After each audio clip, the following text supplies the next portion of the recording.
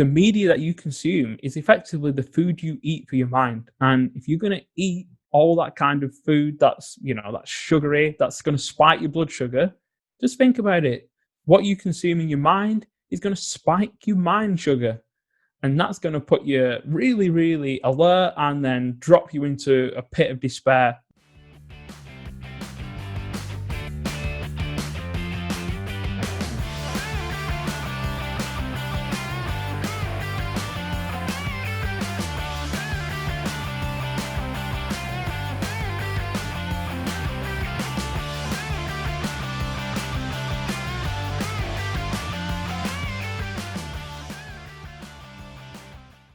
Now, I'm wondering, in this period of worry, anxiety, and fear because of the pandemic, because of how the world is turning out to be in terms of the economy, how has it affected sleep with a lot of the people that you're coaching? Naturally, when everyone's a little bit anxious, it's a really challenging time. And that anxiety is the thing that affects sleep more than any of the sleep hygiene.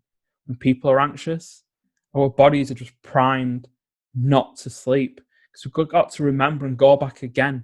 When we used to be prey at night, we'd sleep in that slightly anxious state and realizing that there might all of a sudden be something that invades our camp and tries to either kill us or eat us. So we're almost back to that. Everyone has that underlying anxiety of something out there that's clearly pandemic worthy, it's virulent, it's easily contracted and it spreads and it can kill you. So people are actually feeling that, almost sleeping with one eye open. Like, is there a predator on the side here about to do something serious to me?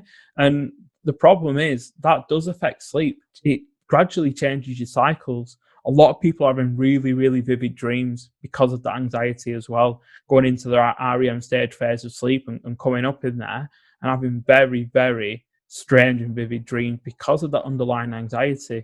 And what we've got to remember is our bodies are a bunch of hormonal and chemical processes. And when they are affected, our sleep is affected because we're an interconnected, species. Our bodies, our minds, we are interconnected in so many ways, even more complex than we already know, and probably more complex than we'll ever be able to work out. So a lot of people come to me and said, you know what, sleep's been affected. I'm actually struggling. What can I do? And again, we start with that hygiene. For some people, you actually need to start to look at a little bit of a CBTI, so cognitive behavioral therapy for insomnia. That just gives you, again, some little tips to kind of help you just relax and, going back to my own routine and that meditation, that ability to switch off, to almost flip that switch to say, look, it's done now. This is a day, good, it's fine. And just restfully breathing and anchoring in, because we sit there, we worry about what's happened in the past, and we lie there ruminating about what might happen in the future. And really, when you go into sleep, the only thing that matters is the present. This present moment is a gift to you, the ability to sleep, wipe that slate clean and start again the next day. I've been working with some of my clients saying, look, we need to experiment what's going to work to reduce the anxiety at bedtime. We've looked at relaxation techniques, breathing exercises. Some people journaling the mind out onto a piece of paper works really well because it just almost clears that brain of concerns, allows them to articulate them on a piece of paper, and then they're there. They're not in here, they're there. And that allows them to switch off more. And it's just looking as well, because people are having these conversations and bombarding themselves with all the social media around the pandemic right before they go to sleep. Really not a good idea, because ultimately all those inputs and negative worry causing, doesn't matter that you're not right there or suffering, because our bodies are not really aligned to understand that danger isn't right there. So it's kind of like when they did studies on the Boston Marathon bombing. What they found is people who watched 6 hours of news on that as it got reported around the world, they reported high levels of PTSD and anxiety than people who were there, because your body can't understand that that threat is 6,000 miles that way. When you keep watching it, you actually start to feel it's here. Your body can't process that it's not a threat to you. It starts to feel like a threat. And when it starts to feel like a threat, you start to feel anxious. And it's just about getting the understanding that what we consume really affects us. We're not designed to watch and look at constant feeds of negativity because our brains have that negative bias. Negativity sticks to our brains like Velcro, because back in the day, the caveman would walk out of his cave, lion on one side, pretty flowers on the other. Anyone who looked at the pretty flowers and went, ooh, nice, was eaten. So we've evolved to be like, there's something going to be on the other side of that door, and I best look both ways, and I'll be running. And because of that, we've got more negativity that sticks to us. Positivity just slips off our brain, but we can practice and start to realize that what we put in, the media that you consume, is effectively the food you eat for your mind. And if you're going to eat all that kind of food that's, that's sugary, that's going to spike your blood sugar, just think about it. What you consume in your mind is going to spike your mind sugar. And that's going to put you really, really alert and then drop you into a pit of despair very, very quickly. We all know what it feels like when you've eaten too much pudding and you all of a sudden feel really awful about half an hour afterwards. That is something that is super quotable. The media you consume is the food you feed your mind, or the sugar you feed your mind. And oh my gosh, how much sugar are the minds of our world right now eating? I noticed that you have learned so many things in your life, because I do believe the phrase that you cannot give what you don't have.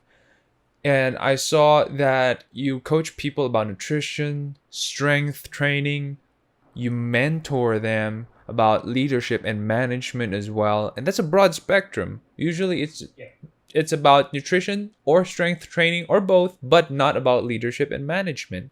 But you have all of these things. I wonder, how did you learn all of these things in life, and how did you decide that, yes, this is going to be the things that I would want to impart my clients with? I think so much of it comes down to my overall mindset.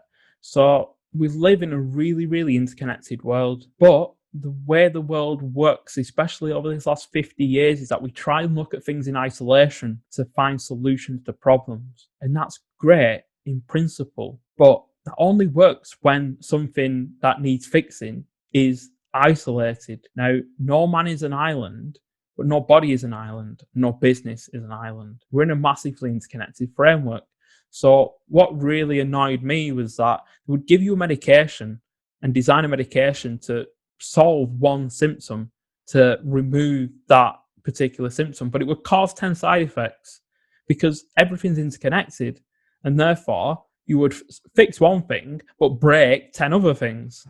So my kind of mindset is, let's look at this in an interconnected way.